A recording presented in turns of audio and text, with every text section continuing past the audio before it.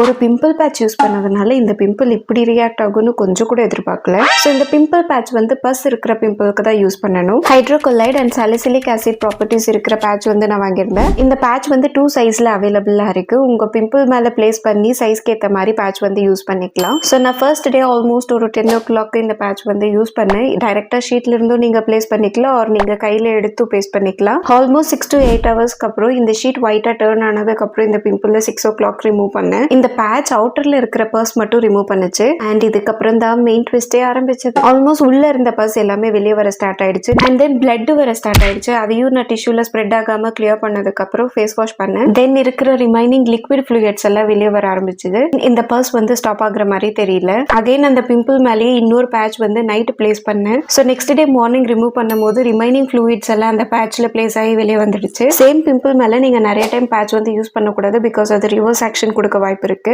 Last time purse இருந்த pimple நான் எதுவுமே டேக் கேர் பண்ணதுனால ஃபுல்லா டார்க் ஸ்பாட் ஆயிடுச்சு. ஸோ இந்த பிம்பிள் பேட்ச் யூஸ் பண்ணதுனால 100% இல்லைனாலும் 50 to 60% வந்து டார்க் ஸ்பாட் வந்து ரெடியூஸ் ஆயிடுச்சு. இந்த ப்ராடக்ட் லிங்க் சேனல் பயோலியோ டிஸ்கிரிப்ஷன்லயே கொடுத்துருக்கேன். செக் பண்ணி பாருங்க. டாடா.